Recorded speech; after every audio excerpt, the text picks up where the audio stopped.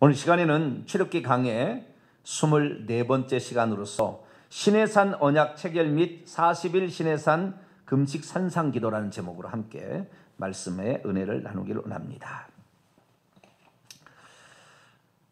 이스라엘 민족의 역사는 전무후무한 역사입니다. 이 세상 국가 가운데 하나님을 자기의 왕으로, 하나님을 자신의 주인으로, 지도자로서 섬긴 민족은 이스라엘 민족밖에 없어요. 그래서 이스라엘 민족을 어떤 국가라냐면 신정국가라고 합니다. 무슨 국가요? 신정국가. 신이 다스리는 국가다. 신이 정치하는 국가다 그 말이에요. 그래서 이 신정국가는 이스라엘 민족밖에 없어요. 신정국가 하다가 나중에 백성들이 우리도 이방인처럼 전쟁할 때 잘하려면 왕이 있어야 되겠습니다 해서 왕을 구해서 최초로 세운 왕이 사울왕입니다. 두 번째 왕이 다윗왕, 세 번째 왕이 솔로몬이고 그 다음에 분열왕국이 되어버렸어요. 그래서 이 세 사람 통일왕국의 세 사람이 통일왕국이었는데 그 왕이 있기 전까지 이스라엘 민족은 하나님에 의해서 다스려지는 신정국가를 표방했죠. 그러니까 하나님께서 이 세상 민족 가운데 한 민족을 당신이 다스리는 샘플로 취한 민족이 이스라엘 민족. 그래서 이스라엘 민족을 선민이라, 선택된 민족이라 이렇게 얘기를 하죠. 그 선민의 역사는 언제 시작이 되었느냐? 예표는 아브라함 때부터 시작이 되어서 족장으로 이어졌지만 민족적으로 국가를 형성하는 것은 이스라엘 민족이 가나안 땅에 들어가서 비로소 영토, 주권, 국민 이 세 가지가 조직 체계를 갖추게 될 때 결국에 국가라는 것을 이루게 되죠. 그래서 이 아직 영토를 차지하기 전에 가나안 땅을 들어가기 전에 주권을 바로 세우고 그 국민이 어떤 국민인지를 만들어가는 과정이 출애굽기. 나중에 영토를 차지하는 것이 여호수아서가 되겠습니다. 그래서 지금 우리가 출애굽기를 공부하고 있는데 오늘 24장은 출애굽기서를 이 성경 출애굽기 책을 두 가지로 딱 나누게 되면 1장부터 24장 18절까지 1장부터 24장까지가 한 파트고 그 다음에 25장부터 40장까지가 두 번째 파트입니다. 이 첫 번째 파트 1장부터 24장까지는 또 두 개로 나누는데 1장부터 12장 36절까지가 출애굽 준비 과정 12장 37절부터 24장 18절까지가 출애굽 후에 여정을 기록하고 있는데 그 여정의 핵심은 시내산에 하나님께서 시내산에 나타나사 이스라엘 민족에게 십계명을 주시고 시민법이라고 하는 이 재판하는 법을 가르쳐주는 그리고 절기법, 의식법을 가르쳐주는 요 찰나예요. 그래서 이 십계명법이 출애굽 20장 나오고 그리고 그 다음에 재판법과 의식법이 21, 22, 23장에 걸쳐서 우리가 배웠습니다. 오늘은 이제 24장에 들어왔는데 24장은 하나님께서 이스라엘 민족을 애굽에서 구출해서 이제 너와 나하고 협약을 하자, 계약을 맺자, 협정을 맺자라는 협정식을 하기 위하여 하나님께서 모세와 그 다음에 아론의 아들인 나답과 아비후 그리고 70명의 장로를 이 대표자로 불러내어 가지고 드디어 이스라엘 민족과 하나님이 언약을 맺고 이제 신정 국가를 만들기 위한 왕으로서 하나님이 그들 위에 다스리는 왕으로서 그 역할을 감당하고 너희들은 나를 따르기만 한다면 내가 세상 나라에서 최고의 나라를 너를 만들어주겠다라고 약속하는 그래서 언약 백성이 되고 언약을 체결하는 장면이 바로 출애굽기 24장입니다. 그러니까 출애굽기 24장은 출애굽기 1장부터 23장까지의 과정의 결론, 1차적인 결론이라고 볼 수가 있겠죠. 그래서 오늘 이제 출애굽기 24장을 공부하게 될 거고요. 25장부터 40장까지는 그 이스라엘 민족이 그렇게 살아야 되는데 잘못 살았을 때에 그 죄를 용서받아야 되잖아요. 용서받을 수 있는 장소를 마련하는 것이 이것이 성막이에요. 그리고 용서를 받을 수 있는 방법을 제시한 것이 제사법인데 이 제사법은 레위기에 가서 나옵니다. 레위기에서 이 제사 제사장법, 제사법, 성결법 이런 게 음식법 이런 게 나오는 것이고요. 출애굽기에서는 성막의 제도, 어떻게 성막을 지을 것이냐는 성막의 제도가 24장부터 31장까지 나오고, 잠깐 중간으로 32, 33, 34는 이스라엘 민족이 우상숭배로 말미 하나님께 징계를 받는 장면이고, 35장부터 40장까지는 실제로 성막을 건축하는 장면이 이렇게 나오고 있습니다. 오늘은 이제 이 그동안에 하나님께서 이스라엘 민족을 애굽에서 구출해서 시내산 아래까지 진을 치게 한 다음에 대표자인 중개자인 모세를 불러내서 이스라엘 민족과 협약을 체결할 거니까 너는 준비해라. 그래서 어떻게 그 협약식을 맺을 것인가에 관하여 모세에게 가르쳐주고, 뿐만 아니라 영원토록 우리가 지켜야 될 하나님과 인간 사이에, 또는 인간과 인간 사이에 영원토록 지켜야 될 그 도덕법인 십계명을 아예 돌판에 써서 너에게 줄 테니까, 재판법은 써서 주지 않아요. 의식법도 써서 주지 않아요.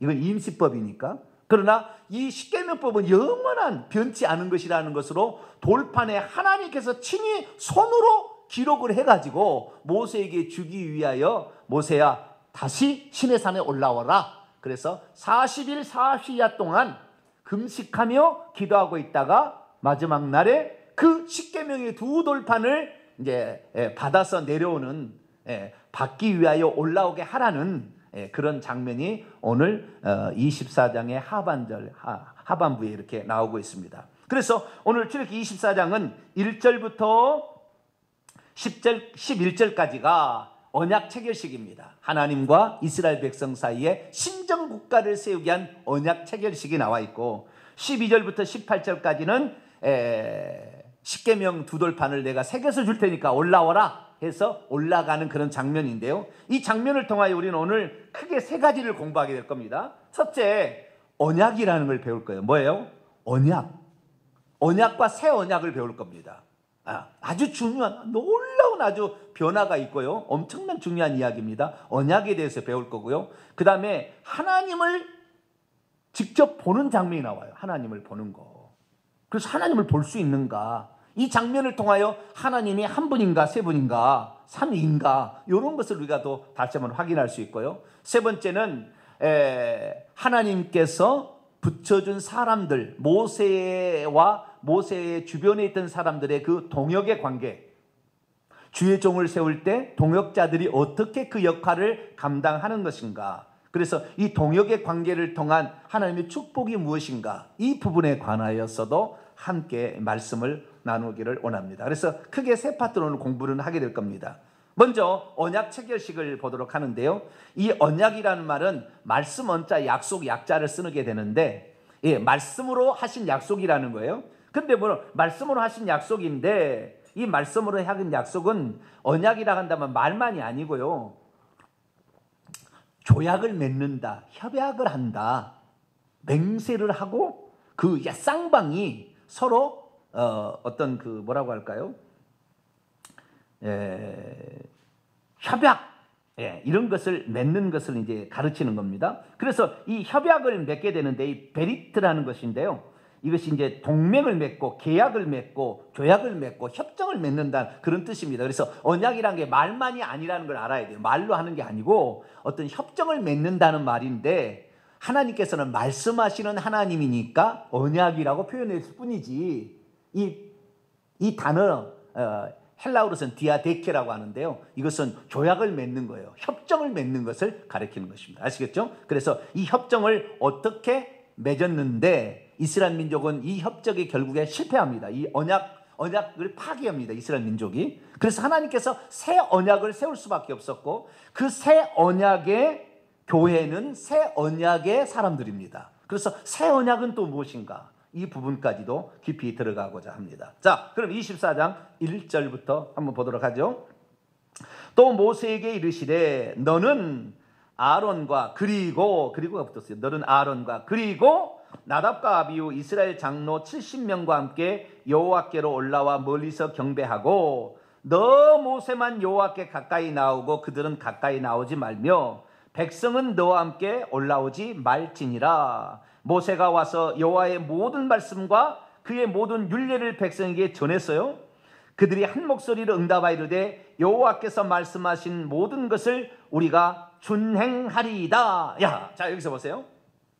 하나님께서 이제 언약을 체결하기 위해서 이 이스라엘 민족과 하나님 사이에 지켜야 될 그 윤리, 도덕을 십계명으로 얘기하셨고, 백성 사이에 일어난 모든 일들은 재판법으로, 심의법으로 얘기를 하셨고, 하나님과 어떤 관계를 유지하기 위해서 의식적으로 해야 될 절기법에 관해서 얘기를 해줬거든요. 그런데 이 모든 것들을 이제 너가 이렇게 지켜야 내 백성이 되고, 내 백성이 되면 내가 책임질 거 아니냐는 거죠. 그렇죠. 그래서 이스라엘 민족은 그동안에 바로의 왕의 밑에서 살아왔어요. 그래서 바로가 주는 음식이나 먹고 살아왔는데, 이제 하나님이 주신 음식과 하나님이 주신 보호 아래 들어오려면 너와 나는 언약을 맺자는, 언약을, 약속을, 조약을 체결하자는 거예요. 그래서 하나님께서 이 이스라엘의 대표자인 모세를 비롯한 아론, 나답과 아비후, 아론의 첫째 아들, 둘째 아들입니다. 그 다음에 이스라엘의 장로 70명, 이 군중들의 대표자들이요, 이들을 데리고 이 시내산으로 올라오라 이렇게 얘기합니다. 그러니까 이들은 시내산의 중턱에 올라가 있는 것이고, 모세는 더 가까이 나와서 내 말을 들으라 라고 얘기를 했습니다. 그러니까 이 모세는 저 시내산 꼭대기에 올라가서 하나님의 말씀을 듣는 것이고, 중턱에서는 이 중간 관리자들이 이제 있는 것이고, 요 밑에 아래 시내산 아래는 백성이 진을 치고 있는데 가까이 나오지 마라 그랬어요. 백성들 가까이 나오지 마라. 이렇게 해서 하나님께서 이제 구별하여 하나님께 쓰시고 있는 종들에 관하여 말씀을 하고 있습니다. 그때 이 모세가 그 하나님의 말씀을 듣고 백성들에게 와서 여호와의 말씀과 모든 율례를 하나님 이렇게 말씀하셨다. 그랬더니 백성들이 한 목소리로 뭐라고 했냐면, 여호와께서 하신 모든 말씀을 우리가 다 지켜 행하겠습니다 라고 얘기했어요. 그랬더니 말로만 하면 안 되는 거예요. 말로만 하면 어떻게 해요? 언제 말하냐고, 시건해버린다잖아요. 시건, 말을 먹어버려요. 그러니까 반드시 도장을 받아놔야 돼요. 남편과 아내 사이에도 여보, 내가 죽으면 내 재산 당신에게 줄게. 그러고는 안 줘버려. 그럼 돼요, 안 돼요? 말로 하는 것은 이건 언제 그랬냐 그런다고 말이에요. 아시겠죠? 지금은 그래도 좋은 시대예요. 핸드폰 있어가지고 말로 할 때 탁 녹음을 시켰어. 말하세요. 네, 좋아요. 자, 지금부터 말하세요. 그리고 이 녹화를 하든지 사진을 찍든지 음성을 녹음해 놓으면은 법적인 효력이 있다 그 말이에요. 몰래 녹화하지 않고. 자, 말하세요. 예, 좋아요. 당신 나에게 이렇게 해주겠다는 거 약속을 자 하라. 이렇게 하면 좋은데, 옛날에는 녹음기가 있었어요? 그게 없었다 그 말이에요. 그래서 하나님께서는 그렇게 하지 마라. 지금부터 언약식을 체결하겠다. 이것을 통하여 너희들과 나가 당사자로서 언약을 체결하는데, 이 언약이 얼마나 신실하게 지켜질 것인가, 그것을 확실히 보증하자. 만약에 이것을 깨뜨리게 된다고 한다면 너희들은 죽음을 각오해야 될 것이다. 이렇게 얘기하면서 하나님께서 언약식을 체결해요. 자, 그래서 언약식을 체결합니다. 이제 4절부터 이제 어떻게 언약식을 체결하느냐. 첫째, 모세가 여호와의 모든 말씀을 기록하고, 그 모든 말씀을 기록하는 것은 십계명 말고 나머지 재판법과 이 의식법 있잖아요. 그 말씀 21장, 22장, 23장, 21에서 23장까지 말씀을, 하나님 하신 말씀을 다 기록을 했습니다. 기록하고 이른 아침에 일어났습니다. 그리고 산 아래에 제단을 만들었습니다. 제단을 쌓았어요. 이스라엘 12지파대로 12기둥을 거기다 세웠습니다. 12기둥. 그 다음에 이스라엘 청년들을 보내어서 여호와께 번제와 화목제를 드리겠어요. 번제와 화목제, 서로 번제와 화목제를 그 앞에 드리겠습니다. 그때 이 번제와 화목제로 드린 그 소의 피를 반은 양푼에다 담고 반은 제단에다 뿌렸습니다. 그 양푼에 담은 것은 나중에 백성에게 뿌리려고 그러는 거예요. 백성에게. 제단에다가 뿌리고 하나님께 뿌렸다는 것이고요. 그 다음에 너에게, 이스라엘 백성에도 뿌리는 거예요. 그래서 피를 뿌릴 때, 이 피를 맞을 때 어떻게 되는 거예요? 우리가 만약에 이 언약을 깨트리면 피의 보복이 있을 것이다라는 이 확실한 것을 하려고 하나님께서 양푼에다가 피를 절반을 담은 거예요. 그러니까 이 이스라엘 민족이 겁도 없이 이 얘기를 듣고요, 우리가 이래가지고 이스라엘 민족은 아작이 난 거예요. 네, 여러분 무엇이 잘 안 될 것 같으면 말을 어떻게 하라고 했어요? 잘 못할 것 같으면 어떻게 말을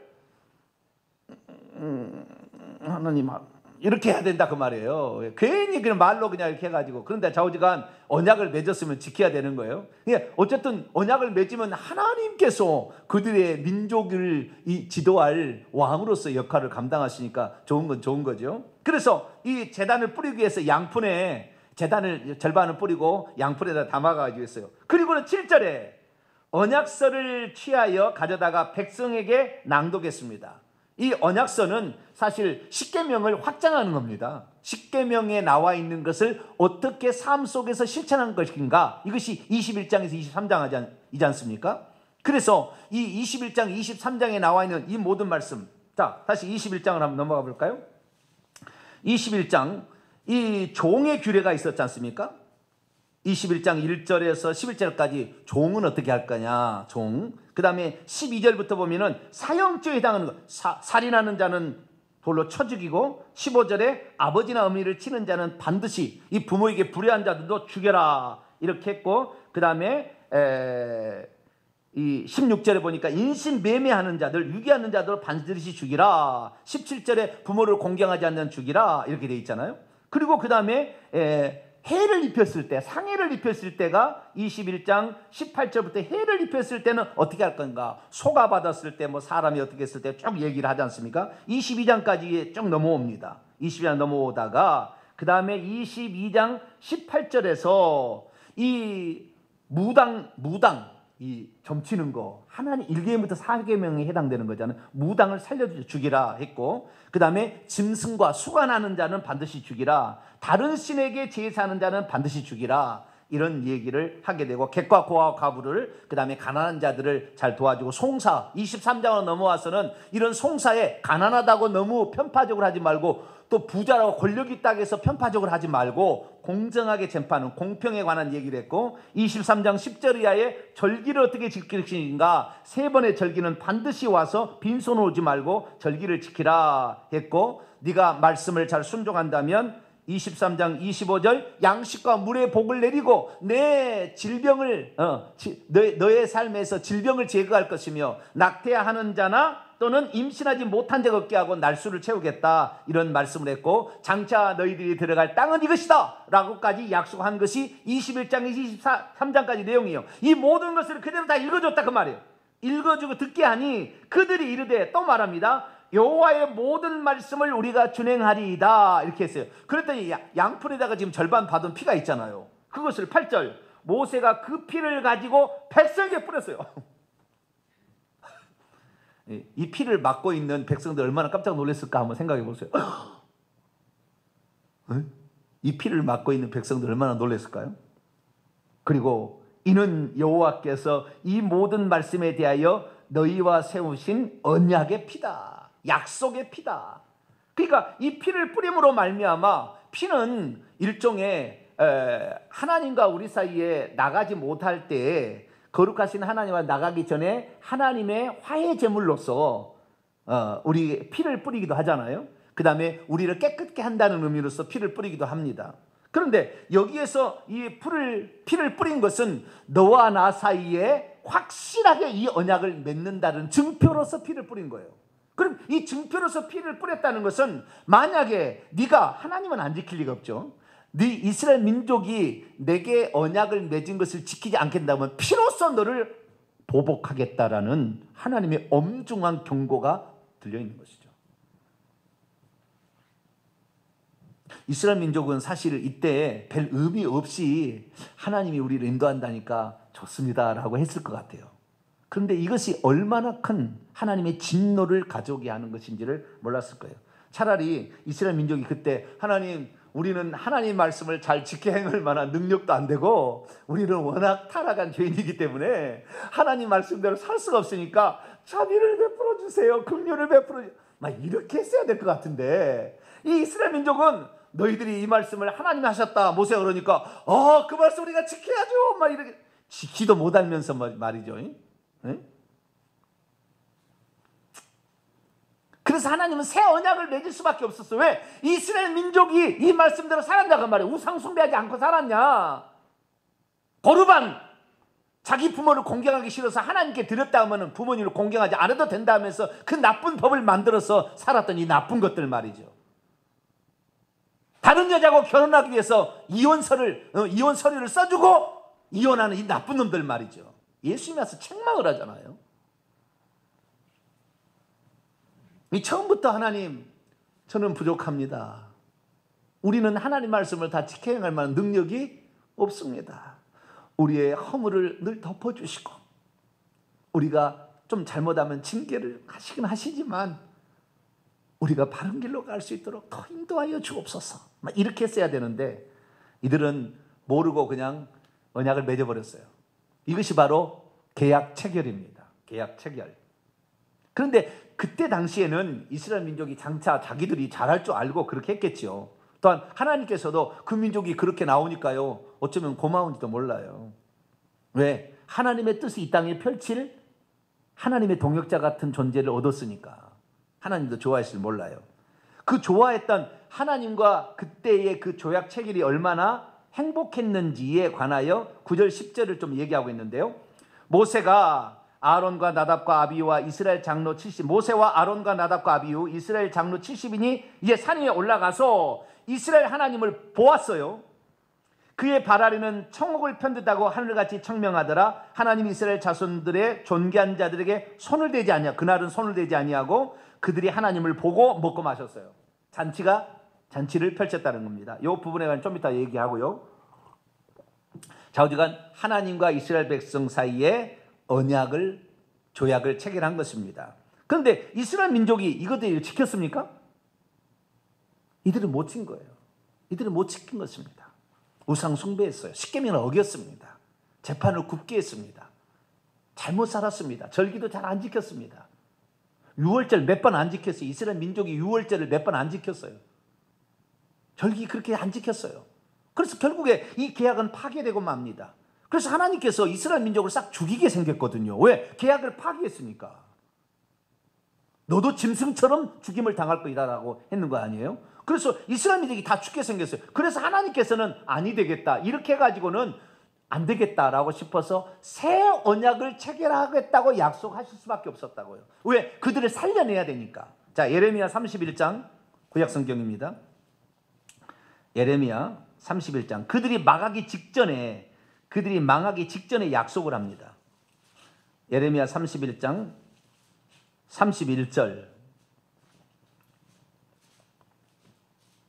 34절까지 이스라엘 민족을 완전히 없애기 전에, 망하기 직전에 다시 새 언약을 약속을 해줍니다. 새 언약을. 왜?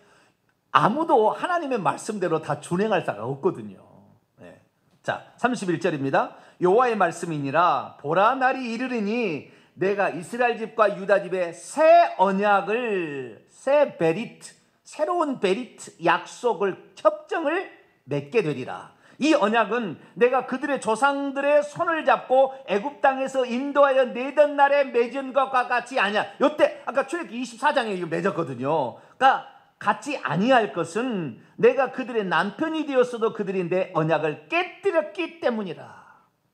여호와의 말씀이니라. 그러나 그날 후에 내가 이스라엘 집과 맺을 새 언약은 이러하니 곧 내가 나의 법을 그들의 속에다가 두며. 자, 그전에 어떻게 했습니까? 십계명의 두 돌판과 언약서 책에다가 기록을 한 거예요. 아시겠죠? 십계명은 두 돌판에, 나머지는 책에다가 기록을 해가지고 기록을 했는데, 이제는 나의 법을 이런 외부적인 데다 주어서 그 율법책을 나중에 써놨지만 율법책을 요시야 왕이나 읽어봤지, 히스기야 왕이 읽어봤지, 다른 왕이 읽어보도 안 해요. 그냥 하나님의 법이 뭔지도 몰라. 그러니까 맨날 우상 숭배하고 살지. 그러니까 하나님께서 이제는 이 법을 밖에다 두게 되면 안 읽는다 이 말이에요. 그래서 너희의 속에 두며 그들의 마음에 기록하여 나는 그들의 하나님이 되고 그들은 내 백성이 될 것이라. 여호와의 말씀이니라. 그들이 다시는 각 이웃과 형제를 가르쳐 이르기를 너는 여호와를 알라 하지 아니하니 이는 작은 자부터 큰 자까지 다 나를 알기 때문이라. 내가 그들의 악행을 사하고 다시는 그 죄를 기억하지 아니하리라. 여호와의 말씀이라. 놀라운 것이 여기에 기록되어 있는데요,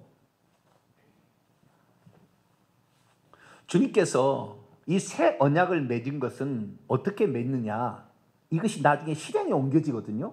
그러면서 주님께서 이 예레미야 31장 31절에서 34절까지 하신 말씀을 지금 내가 이룬다고 말씀을 하셨어요. 예수님께서 오셔가지고, 하나님이 사람이 되어 오셔가지고 지금 이 언약을 체결한다라고 말씀하고 있는 거예요. 자, 누가복음 22장을 넘어갑니다.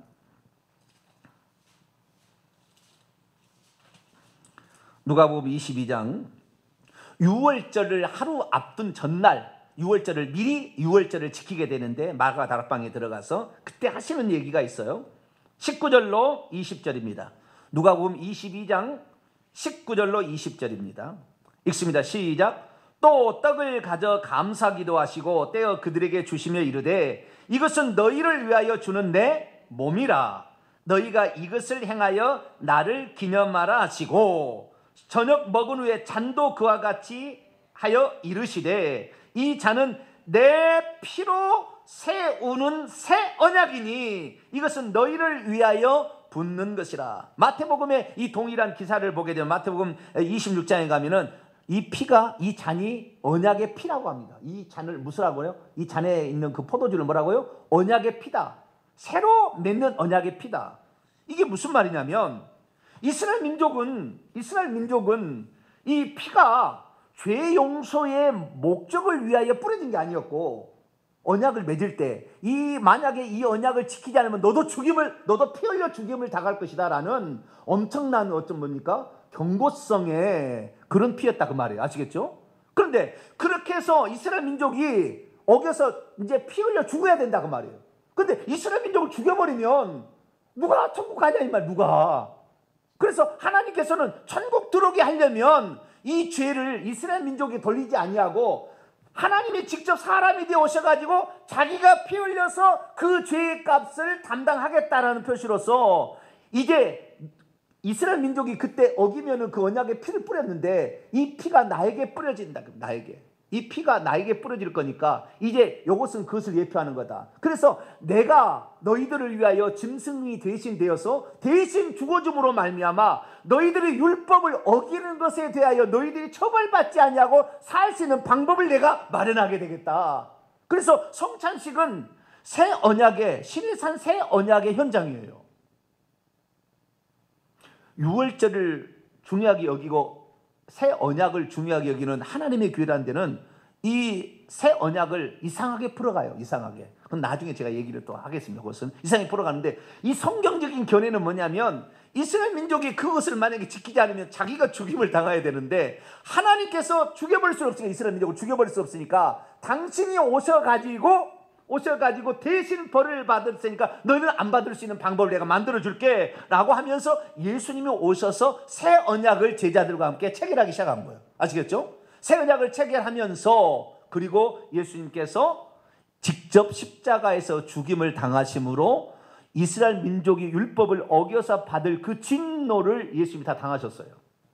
그 죄값은 사망인데 그 죄값은 사망. 그리고 내가 떠나가는 것이 너희에게 위기라. 내가 보혜사를 너희에게 보내리니 이 보혜사가 와서 너희 마음속에 들어가면 율법책에 기록되는 것을 보지 않아도 이것이 죄인지를 안다는 거예요. 너희의 마음속에 둔다. 내 법을 너희의 마음속에 둔다는 것은 내가 이렇게 살게 되면 이것이 하나님의 뜻이 아니라는 것을 성령께서 탄식함으로 우리에게 잘못을 깨닫게 해주므로 하나님의 법을 성취해 갈 것이다 라고 말씀하신 겁니다.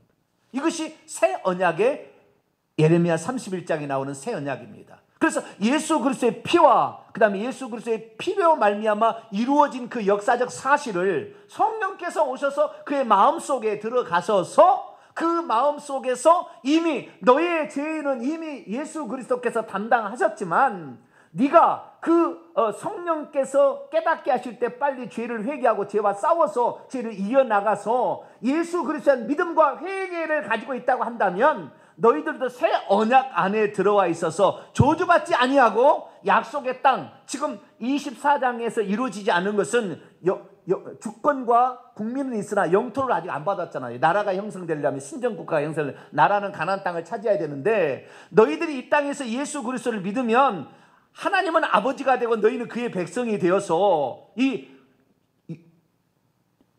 주권과 국민이 형성이 되지만 적과 그의 가나안 땅은 천국이라 그 말이에요. 그래서 이 세례란 성찬식을 행할 때 이 새 언약을 우리가 이루었기 때문에 우리가 구약 시대는 하나님 말씀을 준행해야 언약 백성이 되었으나 신약에는 하나님 말씀을 준행하는 것이 아니라 예수 그리스도께서 행하신 일을 믿고 성령의 깨닫게 하심, 회개케 하심, 이것을 우리가 순종하여 죄를 회개할 때에 언약 백성이 되는 거예요. 할렐루야. 그러니까 신약의 언약 백성은 믿음과 회개로 언약 백성이 되는 것이고, 구약의 언약 백성은 그 말씀을 그대로 준행해야, 말씀을 실행에 옮겨야, 행함으로 실천해야 이것이 언약 백성이 된다는 거예요. 근데 이스라엘 민족은 출애굽기 24장에 그 중요성을 잘 몰랐어요.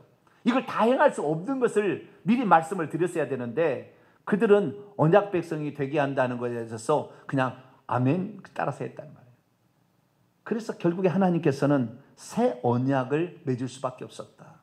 그래서 오늘 우리가 멸망당하지 않고 십계명을 안 지켜도 살고 있는 건 뭐 때문에요? 예수님이 새 언약에 피를 뿌려주심을, 할렐루야. 그분이 직접 제물되어서 피를 뿌려줬기 때문에 우리가 오늘 진노를 안 당하고 오늘 사는 거예요.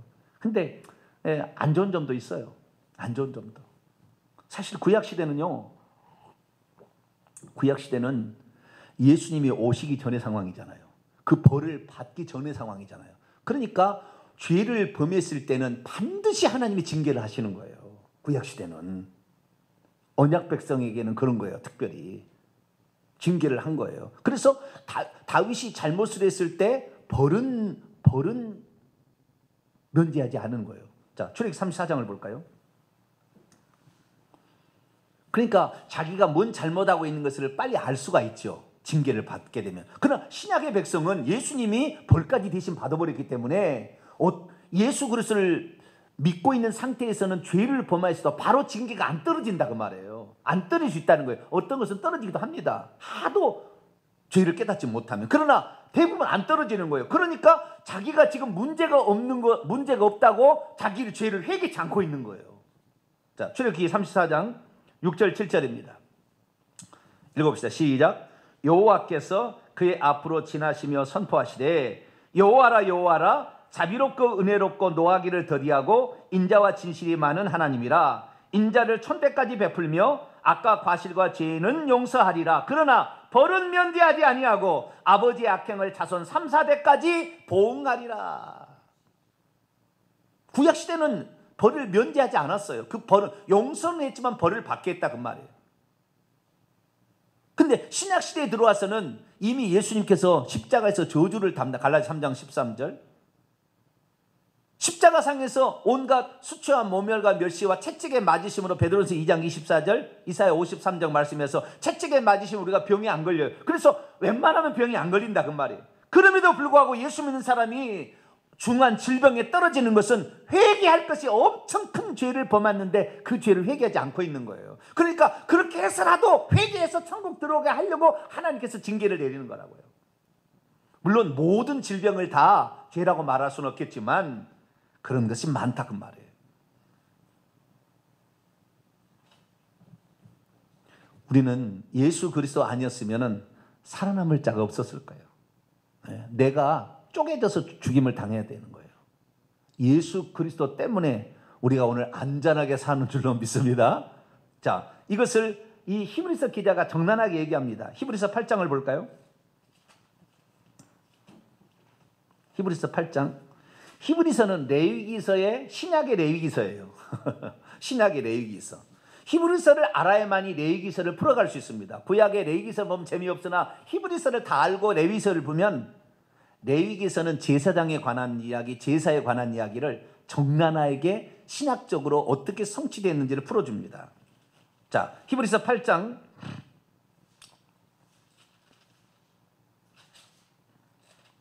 8절부터입니다. 8절부터 5절 보면 그들이 이스라엘 백성이 섬기는 것은 하늘에 있는 것의 모형과 그림자였어요. 모형과 그림자. 모세가 장막을 지리할 때 지시하심과 같아서 지었는데요. 첫 7절 첫 언약이 무마했더라면 둘째 것을 새 언약을 맺을 필요가 없는 거죠.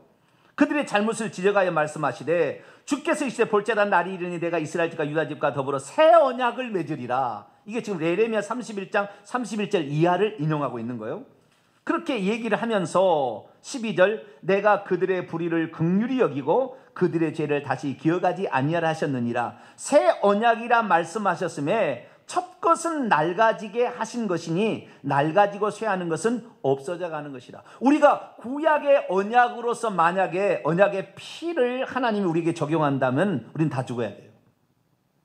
그런데 예수 그리스도께 그 죄값을 물어주시고 우리는 성령 안에 들어와서 살라 하셔서 성령의 인도를 받으면 이것이 죄구나 금방 안다는 거예요. 그런데 그 성령을 다 무시한다 그 말이에요. 성령을 소멸하지 말라는 말 그 말이에요. 성령을 무시하고 죄를 책망하게 하는데도 그것을 무시해서 결국 지옥 가는 것입니다. 예수님 누구냐? 이 새 언약의 중보자이십니다. 9장 15절입니다. 9장 15절 읽습니다. 시작. 이로 말미암아 그는 새 언약의 중보자이시니 이는 첫 언약 때에 범한 죄에서 속량하려고 죽으사 부르심을 입은 자로 하여금 영원한 기업의 약속을 얻게 하려 하십니다. 새 언약의 중보자, 그때 그 흘려진 그 짐승의 양푼 절반에게 받았던 반에 받았던 그 양푼의 그 피, 그 예수 그리스도께서 그것을 제자들에게 주시며 이것이 언약의 피다라고 얘기했다는 거예요. 자, 고린도전서 11장 사도 바울도 그 얘기를 들려줍니다. 고린도서 11장 23절에서 25절까지 고린도 11장 23절에서 25절까지 있습니다. 시작. 내가 너희에게 전한 것은 주께 받은 것이니 곧 주 예수께서 잡히던 밤에 떡을 가지사 축사하시고 떼어 이르시되 이것은 너희를 위하는 내 몸이니 이것을 행하여 나를 기념하라 하시고 19회 또한 그와 같이 잔을 가지시고 이르시되 이 잔은 내 피로 세운 새 언약이니 새 디아데케 계약이니 이것을 행하여 마실 때마다 나를 기념하라. 그래서 우리는 이 성찬 예식을 통하여 예수 그리스도께서 우리가 하나님의 언약을 배반하고 받아야 될 모든 징계를 대신 받았음에 감사하는 거예요. 그걸 기념하는 거예요. 성찬식을 통하여. 우리 주님이 아니었다면, 새 언약의 중보자로 주님이 오시지 않았다면 우리는 그냥 살아남지 못할 그런 존재가 되었을 거예요. 우리 주님께 감사하시는데요, 그 주님이 하나님이시다 그 말이에요. 그 주님이 다른 게 아니라 그렇게 죽여버리겠다고 하셨던 그 하나님이 당신 대신 자기를 죽여요. 자기를 죽였다는 말은 이것은 오해 소지가 있으니까 사람이 되어 오셔서 그 죄값을 지불하신다 그 말이에요. 그분이 이 아들 예수님이에요. 자, 그러면 이제 하나님을 보는 문제로 들어갑니다. 두 번째, 이 언약식을 체결했을 때 하나님께서는 이미 피가 뿌려졌기 때문에 하나님과 인간 사이에 어떤 정도 화해가 이루어진 거잖아요. 하나님을 보았던 존재가 많지 않습니다. 하나님을 보면 다 죽을 줄 알았어요. 그래서 하나님을 보았던 존재가 많지 않은데 환상으로 보기는 했어요. 예를 들어서 이사야 6장에 보면 환상으로 보는 장면이 나옵니다. 자, 이사야 6장을 한번 열어볼까요? 이사야 선지자가 하나님을 봐요. 그것도 환상으로. 그런데도 환상으로 보았다고 자기가 죽을 거라고 걱정을 많이 합니다. 죽을 거라고 걱정을 많이 해요. 그런데 하나님을 직접 보지는 못하죠. 이사야 6장 1절을 보니까 우시야 왕이 죽던 해에 내가 본즉 보았어요. 뭘 보았냐면 주께서 높이 들린 보좌 위에 앉아 계셨고 그의 옷자락이 성전에 가득했어요. 그럼 높이 들린 그 보좌 위에 하나님이 앉아 계셨는데 그 하나님의 얼굴은 못 보는 거예요. 앉아 계셨다는 걸 어떻게 아냐면 그의 옷자락이 성전에 가득한 것을 보고 안 거예요. 그리고 영감으로 아는 거죠. 영감으로. 그때 스랍들이 모시고 있는데 날아가면서 말하기를 거룩하다 거룩하다 거룩하다 만군의 여호와여 그의 영광이 온 땅에 충만한. 자, 높이 들린 보좌 위에 누가 앉아 계시는 거예요? 여호와께서 앉아 계신다 그 말이에요. 그때 화답하는 소리로 말미암아 성전 문지방의 터가 크게 흔들렸고 성전 그 집에 연기 같은 것이 그냥 구름이죠. 충만해서 채워졌습니다. 그때 말합니다. 화로다 나여 망하게 되었도다. 나는 입술이 부정한 사람이요 나는 입술이 부정한 백성 중에 살고 있으면서 만군의 여호와이신 왕을 배웠기 때문이다. 그러자 스라바나가 부직개로서 제단에서 핀 수술을 그의 손에 가지고 와서 날아와서 내 입술에 대면서 네 죄가 사해졌으니까 죽지 않을 거다 했다. 이때도 이사야가 보기는 봤는데 환상 중에 보았지만 하나님의 얼굴도 못 봤어요. 그의 옷자락이 가득한 것을 보았죠. 그러나 직접 본 일이 오늘 사건이 있다고 하는 거예요. 무엇을 보았을까요? 자, 출애굽기 24장 9절부터입니다. 모세와 아론과 나답과 아비와 이스라엘 장로 70인이 올라가서 이스라엘 하나님을 보았어요. 보았더니 뭘 보았을까요? 그의 발 아래에 그의 발을 보았어요. 하나님은 볼 수 없어요. 좀 이따 더 얘기하겠습니다. 그의 하나님의 발을 봤어요. 하나님의 발을 봤더니 그분이 발 안에는 청옥, 사파이어 같은 파란색의 타일을 깔아놓지 이 청옥을 편듯이 쫙 파란색에 이렇게 되면서 하늘같이 청명하게 맑은 상태에서 하나님이 쫙 보인 거예요. 이 시내산에 올라갔는데 하나님이 그 청옥을 편듯한 파란색의 그 발이 하나님의 발이 보인 거예요. 이런 일은 없었어요. 이런 일은 이때 한 번 있었어요. 이 성경에 보면 한 번 있어, 한 번. 이 언약식이 하나님께서 당신의 백성을 얻으실 때 얼마나 기뻐했는가를 알 수가 있어요. 우리의 입장에서는 큰 코닥칠 일이었지만 하나님께서는 당신의 언약 백성을 얻은 거잖아요. 하나님의 계획이 뭐였냐면 만세전에 그리스도 안에서 상속자를 만들어서 천국에 살 사람을 데려가려고 만들려고 계획한 것을 이스라엘 백성을 이루기 위한 기초를 닦았기 때문에 너무 기뻐가지고 하나님이 당신을 보여준 거예요. 그의 발이 보였었다. 그의 발이 쫙 보였다니. 그러자 11절 하나님이 이스라엘 자손들의 존귀한 자 손을 그 하나님을 보여주면서도 손대지 아니하고 그들은 하나님을 보고 먹고 마셨다는 거예요. 그래서 하나님의 얼굴을 못 봅니다. 자, 왜 못 봤냐 알 수가 있냐면은 출애굽기 33장을 넘어갑시다.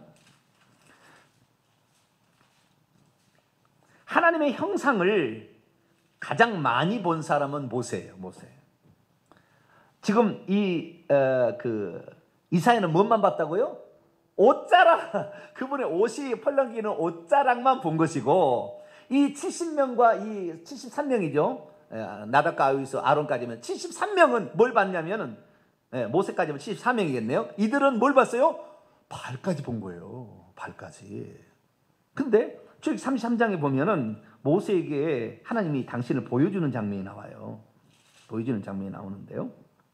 19절입니다. 19절. 17절부터 읽어보겠습니다. 그래야 이해가 갑니다. 여호와께서 모세에게 이르시되 내가 말하는 이 일도 내가 하리니 너는 내 목전에 은총을 입었고 내가 이름으로도 너를 안다. 주여, 여러분의 이름으로도 하나님이 알게 되는 자가 되길 축원합니다. 천국에 갔더니 정병진 목사 난 모르겠는데 그 이름 그럼 돼요 안 돼요? 천국에 갔더니 이금선 집사 난 모르겠는데 그럼 돼요 안 돼요? 알지. 그 동탄 명성교회 초창기부터 수고했느니라 이제 권사가 곧 될 거니라.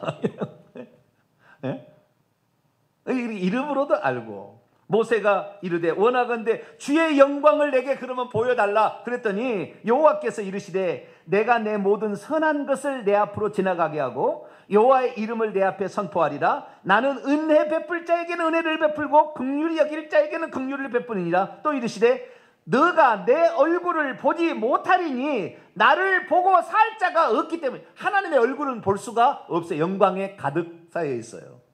여호와께서 또 이르시기를 보라 내 곁에 한 장소가 자리가 있으니 너는 그 바위 위에 반석 위에 서 있어라. 내 영광이 지나갈 때에 내가 너를 반석 틈에 둘 것이다. 그리고 내가 지나갈 때까지 내 손으로 너를 덮었다가 내 손을 거두게 되는 순간 너는 내 뒤를 등이 아니에요. 여기 등이 아니라 뒤편, 백. 하나님의 그 뒤편까지 보았어요. 얼굴은 못 보고 하나님 뒤편에까지 본 사람이 누구예요? 모세. 볼 것이요 내 얼굴은 보지 못하리라. 지금 천국에 들어간 사람도 있는 지금 천국에 들어간 사람의 갔다 온 사람이 보좌에 앉아 계신 하나님을 뵙거든요. 얼굴을 못 봐요. 지금도 손과 발만 봅니다. 옷자락과 손과 발밖에 못 봐요. 근데 모세는 하나님의 그 뒤를 보았다 그 말이에요. 그 정도로 모세는 하나님 앞에 존귀하게 쓰임 받은 자인 거죠. 그런데 여기서 우리가 알아야 될 것은 그 보좌에 요한계시록 보면 누가 앉아 있느냐? 예수 그리스도께서 앉아 계신다. 하나님을 위격으로 나눠서 성부, 성자, 성령으로 아는 사람은 그 보좌에 여호와가 앉아 계시고 오른편 보좌에 예수님이 앉아 계시를 착각하는 거예요. 이것이 바로 삼위일체를 잘못 믿으면 삼신론으로 간다 그 말이에요. 천국에서는 하나님이 한 분이에요. 이 땅에 우리의 구원을 위해서 세 분으로 나타나신 거죠. 정확히 아셔야 되는데 오늘날 그것이 양태론 이단이라고 막 몰아가요. 얼마나 잘못된지 몰라요. 하나님은 그 보좌에 앉아 계시고 성경에 보면 그의 손이 많이 나와요. 내 손이 그의 발도 나옵니다. 그러나 그분의 얼굴은 볼 수가 없다. 그분은 홀로 한 분이신 만왕의 왕 스스로 계신 분, 나는 알파 오메가라는 거죠. 이사야 44장을 열어볼까요?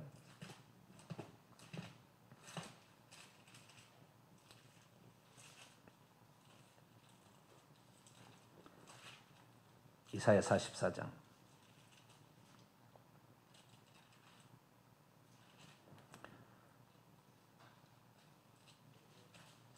6절입니다.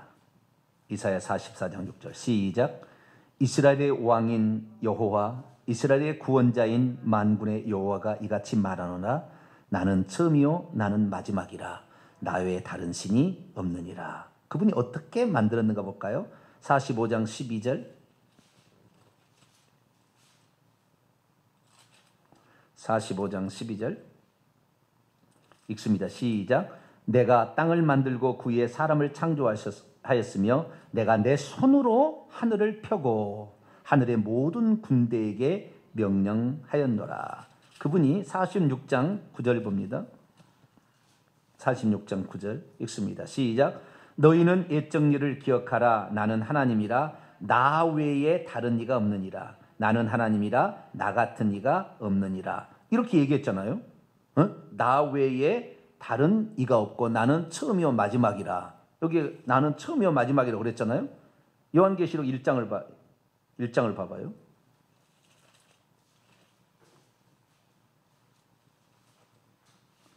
이사야 41장 4절, 44장 6절, 48장 11에 나는 처음이요 마지막으로 여호와가 그렇게 얘기했는데 요한계시록 1장 17절입니다. 시작. 내가 볼 때 그의 발 아래 엎드러져 죽은 자같이 되매 그가 오른손을 내게 얹고 이르시되 두려워하지 말라. 나는 처음이요 마지막이니. 나는 처음이요 마지막이가 보면은 여호와 하나님이겠구나 생각하는데 18절 읽습니다. 시작. 곧 살아있는 자라. 내가 전에 죽었었노라. 볼 자들 이제 세세토록 살아있어 사망과 은비의 열쇠를 가지고 죽었다는 거예요. 내가 죽었다 살아나.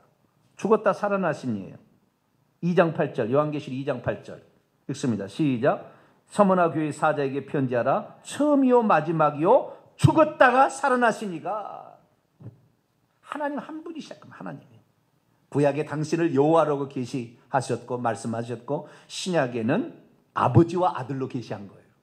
그때 그 인성을 입으신 그분을 예수님이라고 표현하는 거예요. 그러나 그 예수님은 처음이요 마지막이신 한 분 하나님의 체현된 하나님. 할렐루야. 우리에게 나타나신 하나님. 우리는 아무도 하나님을 볼 수 없었을 텐데 아버지의 독생하신 하나님이 나타내시고 요한복음 1장에 나와요. 독생하신 하나님이 우리 나오심으로 우리는 누구든지 하나님을 볼 수 있게 되었으니 지금도 천국에 가면 하나님을 볼 수 없으나 보좌에 내려오신 예수님을 통하여 하나님을 보게 되는 거야. 할렐루야. 예수님 때문에 우리가 하나님을 보게 된 거지 예수님 아니었으면 하나님 영영토록 못 볼 뻔했어요. 어떤 사람이 그러더라고요. 사도행전 7장에 스데반이 순교하면서 하나님을 봤대요. 네? 그리고 우편에 예수님도 서 있는 거 봤어요. 그래서 하나님을 또 보고 그 다음에 그 우편에 예수님 두 분이 계시다. 그 우편에 이걸 보았다. 아닙니다. 사도행전 7장을 볼까요? 그건 잘못하는 거예요. 그렇게 안 나와 있어요 성경에. 하나님 한 분이신데 어떻게 두 분이 동시에 출현합니까? 천국에서는 하나님이 한 분이라니까요. 사도행전 7장 55절 56절 읽습니다. 시작. 스데반이 성령 충만하여 하늘을 우러러 주목하여 하나님의 영광과 및 예수께서 하나님 우편에 서신 것을 보고 말하되 보라 하늘이 열리고 인자가 사람의 아들이 하나님 우편에 서신 것을 보노라. 하나님의 영광을 본 거지 하나님을 볼 수 없다니까요. 하나님의 영광을 보고 그분이 우편에 서 있는 것, 그분이 내려오셔서 우편에 서 있는 것을 보셨다. 우리가 그러잖아요. 하나님 우편에 앉으셨다고 그러잖아요. 다 앉으셨다. 그건 상징적인 표현이에요. 하나님 우편에 앉으셨다 할 때 우편은 복수입니다. 우편들입니다. 우편들이 어디가 있어요? 다 상징적인 의미라 그 말이에요. 오른쪽에 여러 가지 많은 일들이 있는 거예요. 행하실 일들이. 그분이 오른편에 앉으셨다는 말은 그분이 보좌 오른편에서 아직도 해야 될 일이 있는 거예요. 대제사장, 중보자, 중보 기도하는 자, 보혜사, 성령, 많은 일들을 하실 일이 있는 거예요. 근데 그것을 진짜 그런 걸로 착각해 버리는 거예요. 아니에요. 하나님은 그 보좌에 계시는데 아무도 그 얼굴을 볼 수 없다. 그러나 그분이 내려오실 때 우리는 예수님으로 아는 것이고, 왜? 예수님이 이 땅에 오셨다 가셨잖아요. 오셨다 가셨잖아요. 아직도 그 아들로서의 사역이 끝나지 않았습니다. 재림하심으로 끝내실 건데 그때까지는 이 예수 그리스도의 그 모습을 우리가 계속해서 볼 수가 있겠죠. 자, 넘어갑니다. 12절입니다. 출애굽기 24장 12절. 이제 시내산에 불려올려서 십계명 돌판을 주겠다라는 약속을 하는 겁니다. 여호와께서 모세에게 이르시되 너는 산에 올라 내게로 와서 거기 있으라. 내가 그들을 가르치도록 내가 율법과 계명을 친히 기록한 돌판을 주리라. 율법과 계명, 이것이 바로 십계명이죠. 십계명, 율법과 계명. 돌판이 드립니다. 두 개입니다. 그래서 1계명부터 4계명이 왼쪽 편의 돌판에 기록되고요. 5계명부터 10계명, 인간계명이 오른쪽 돌판에 기록이 됩니다. 두리라. 모세가 그의 부하 시종 여호수아와 함께 일어나 모세가 하나님의 산으로 올라가 시내산으로 올라갔죠. 장로들에게 이릅니다. 너희는 여기서 우리가 너희에게로 돌아오기까지 기다리라. 아론과 훌이 너희와 함께 하리니 무릇 일이 있으면 그들에 나아가서 들으라. 이 모세는 이 이스라엘 백성을 자기의 양떼처럼 생각해서 무슨 일이 내가 있을 때 무슨 일이 있으면 아론과 훌 어떤 자들입니까? 여호수아가 아말렉을 쳐들어갈 때 모세가 기도했는데 팔이 내려오자 아론과 훌이 받쳐서 그 기도를 도와줬던 동역자잖아요. 그 동역자 때문에 여호수아가 전쟁 이긴 거 아닙니까? 그래서 나를 대신하여 아론과 훌이 나를 대신하여 너희들의 일을 봐줄 거니까 그를 지도자로 믿고 나를 대신하여 그를 따르라 하면서 위임하는 장면이 나옵니다. 그리고는 여호수아를 데리고 가요. 여호수아는 누굽니까? 장차 모세의 후계자가 될 자라죠. 그죠? 네, 모세의 후계자가 될 자예요. 그 모세의 후계자가 될 그 여호수아를 데리고 그 현장을 다 보게 하는 거예요. 그러면서 15절 모세가 산에 오르매 구름이 산을 가렸습니다. 모세가 이제 시내산으로 오자 구름이 가는 이 구름 기둥 불 기둥이 있잖아요. 하나님 임재를 상징하는 가렸습니다. 여호와의 영광이 시내산 위에 머무르고 구름이 엿새 동안 산을 가리더니 일곱째 날에 아마 안식일이 아니었었는가 싶어요. 일곱째 날에 여호와께서 구름 가운데 모세를 부르십니다. 산 위에 여호와 영광이 이스라엘 자손의 눈에는 맹렬한 불, 여기에 맹렬한이라는 뜻은 이글이글 불타오르는 삼킬 것 같은 그런 뜻입니다. 그 산에 이글이글한 불처럼 하나님이 오셨을 때 하나님이 보좌에 계시지만 이 땅에 시내산 위에 강림할 때는 불처럼 나타난 거예요. 불처럼 보였고 모세는 구름 속으로 올라가서 산 위에 올랐으며 모세가 40일 40야를 산에 있으니라. 이때 40일 40야를 금식하며 물도 먹지 아니하고 떡도 먹지 아니했다고 나중에 모세가 출애굽 2세대들에게 신명기 9장 9절에 떡도 먹지 않고 물도 먹지 않고 40일 40야를 금식하며 기도하고 율법의 돌판을 받았다고 기록해 놓고 있어요. 그래서 40일 동안 모세가 금식 기도를 했습니다. 40일이라는 것은 시련과 고난의 기간을 상징하는 것이고 연단의 기간 그리고 준비하는 기간을 상징하겠죠. 예수님도 40일 동안 금식하신 후에 줄이신 후에 사단에게 시험을 받으셨죠. 그래서 훈련과 연단 시련의 기간이고요. 이스라엘 민족도 이 40일 정탐했다가 40년 동안 광야에서 방황하는데 40이라는 것은 그런 훈련 기간인 것 같아요. 자, 여기서 우리가 알아야 될 것은 지도자 혼자서 뭔 일을 다 감당할 수 없다는 거예요. 지도자가 비게 되면 다른 대신해서 그 지도자가 그 자리에 세워져야 돼요. 모세가 죽자 여호수아가 자리를 이어서 이스라엘 백성을 이끌고 들어갔고, 여호수아를 데리고 갔을 때는 아론과 훌이 대신하여 그 자리를 채워줬다는 거예요. 마찬가지입니다. 교회는 어른이 있어야 되고요, 그 어른 밑에 또한 어른이 없을 때 그 일을 감당할 자, 또 후계자들을 키워내야 되는 거예요. 그래서 동역하면서 일을 해야지 혼자 일을 감당 못하는 것입니다. 모든 것은 동역의 관계를 이루어야지. 그 동역의 관계를 이루었을 때 어떤 자는 하나님의 필요에 따라서 주의 종으로도 쓰임을 받기도 하고, 이 아론과 훌처럼 평신도의 지도자로서 쓰임을 받을 수 있습니다. 어떻게 쓰임을 받든지 그 자기에게 주어진 일에 충성할 때 하나님은 큰 상급을 내리십니다.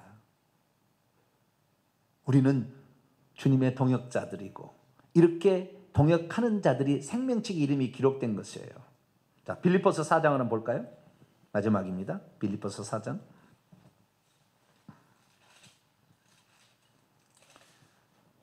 빌립보 교회의 동역자는 에바브로디도였죠. 에바브로디도.